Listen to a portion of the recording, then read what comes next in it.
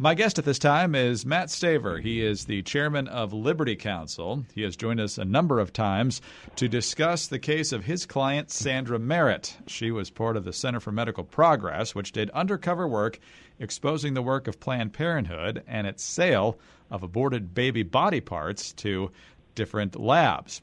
We now have a verdict in the civil portion of this case, and it has gone against the Center for Medical Progress. The criminal charges still need to be dealt with. A federal jury in San Francisco on Friday awarded Planned Parenthood more than $2.2 million in damages.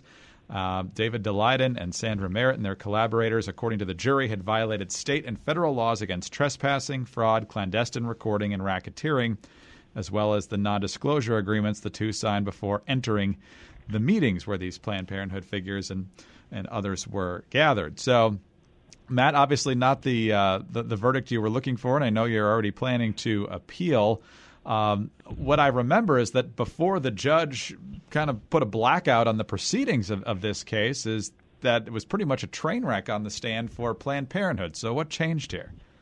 Well, it changed only because of what the judge gave the jury in terms of instructions, 110 pages of instructions, and you wonder why we even had a trial, because this judge essentially told the jury what it's supposed to do and conclude. For example, it says this case, he told the jury very clearly, this case is not about Planned Parenthood's illegal or unethical conduct.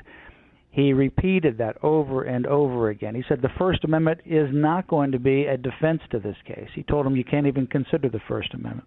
He said that the court already determined that the defendants are liable for trespass, so you don't even have to do that, jury. He also said that the defendants are liable for breach of certain contracts, and therefore it's just a matter of damages. He says the Planned Parenthood had no duty to investigate whether the defendants' claims about who they were true. And then get this, whether or not a conversation is sensitive or confidential is not relevant to recording claims. This was on page 76 of the jury instructions, and yet that's exactly what the law is. He also said, page 77 to the jury instructions, you cannot consider the content of the videos themselves to determine whether the defendants had a reasonable belief that Planned Parenthood was committing crimes. It is absolutely unbelievable what this judge did, and we protested, but the judge, he gave these instructions to the jury. And, you know, certainly one of the issues is whether these conversations were confidential. And there is an exception to the recording requirement that, in fact, if you record somebody, if the conversation is not confidential, then you can do that even without the other party's consent. And so whether they're discussing sensitive or confidential information is absolutely critical, especially when they say it wasn't confidential. It means that there's no bar to recording. It's absolutely stunning, and it is shocking, but this is the reason why we wanted this judge recused in the beginning. Talk about that a little more, because you believe there's a pretty strong conflict of interest in this case for the judge, right? There's no question that there's been a strong conflict of interest. We're not just complaining because of the outcome of this case. We raised these issues long ago because the judge has had a clear, demonstrated history of bias toward Planned Parenthood. He has actually been part of an organization that rented to a Planned Parenthood facility. His wife even made a post on social media when the videos first came out, and she was obviously favorable to Planned Parenthood. So he has had a long demonstrated history.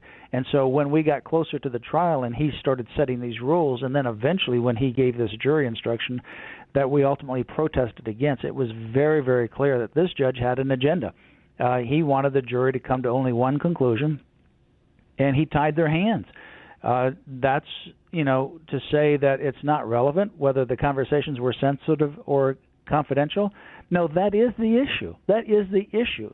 And for him to say to the jury that's not the issue, for him to say that there's no First Amendment defense here is absolutely outrageous.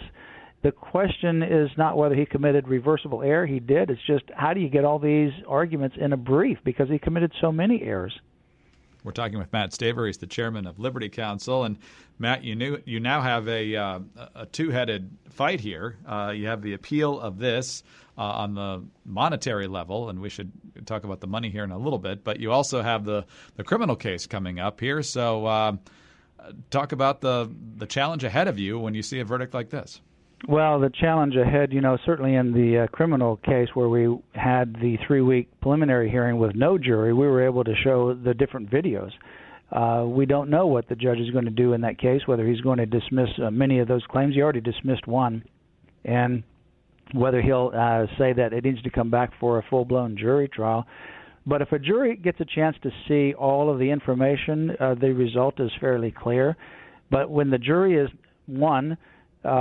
shielded from seeing the information, only seeing information favorable to Planned Parenthood, except for a few brief images on some of these videos, 2 of them that we were able to show. And then 2, when they're told that it's all irrelevant, that it makes no difference, that what's on the videos and whether the conversations were confidential or not doesn't matter. I've already found them to be liable, and you're supposed to just simply assess damages to them. So, that is outrageous, and that's really what we faced in the civil case. Well, let's talk about the damages here. I assume that's frozen upon appeal, but correct me if I'm wrong about that. The verdict's for about $2.2 million. I see further down it's $500,000 as compensation for the intrusions, whatever that means, and $870,000 in punitive damages. Now, I'm not a math expert, but I know $870,000 plus $500,000 is way less than $2.2 million. But I also see in the San Francisco Chronicle story that under federal racketeering law, most of the compensation will be tripled. So explain how this all works. Yeah, the Supreme Court already ruled some years ago in a pro-life litigation case that you cannot use RICO, the Racketeer Influence Corrupt Organization Law, against free speech, pro-life speech, and that's what the context was, that it was unconstitutional. To do it, the First Amendment trumps that. We made those arguments. The judge rejected them, so he allowed the RICO case to go forward. RICO, if you superimpose that under other issues and you win, as in this particular case, it triples whatever the damages are. So if you get $10, you get $30. If you get $1 million, it's $3 million. And so that's how this jury verdict gets to become so high. So how confident are you going forward? What do you know about the judge in the criminal trial, and what do you expect on appeal with the civil case? Well, we're having to see what the judge is going to do on the criminal trial. We will get a ruling early in December about what the judge's decision is in terms of whether we have to go back and redo that before a full-blown jury, and we'll wait and see what happens there. On the civil case, we'll be appealing to the Court of Appeals. It's the Ninth Circuit Court of Appeals. And then there's obviously a lot of constitutional issues in here, so we're going to be preparing even for a potential U.S. Supreme Court decision down the road. Hopefully, we can get that reversed only at the Court of Appeals and not have to go all the way up to the Supreme Court. But we're going to be moving forward. This is not the last word by any means. What's the message that's sent if this verdict stands? Well, the message that they wanted to send, and that's the message that certainly gets sent, and that is don't take on Planned Parenthood, because they will come after you and try to bankrupt you and put you in jail. That's the message. But on the other hand, there are individuals like Sandra who, they're not going to stop telling the truth. You can't stop telling the truth when what you're facing is a butcher, a serial murderer of innocent babies. And that's what's happening in these abortion clinics. This is one of those moments where, you have to evaluate the consequences, but you have to continue to speak the truth. And I think at the end of the day, the truth will ultimately prevail, and I think our liberties will ultimately be prevailed as well. These are significant journalistic First Amendment constitutional rights.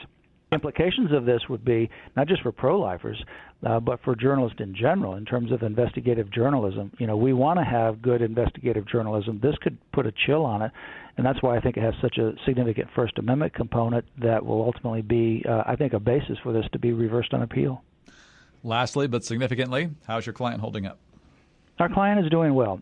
She is an amazing woman, and she is taking one day at a time. We'll be watching, obviously, on both of these tracks. Matt, thank you very much for your time today, as always. Thank you. My pleasure. Mathew Staver is the chairman of Liberty Counsel. I'm Greg Columbus reporting for Radio America.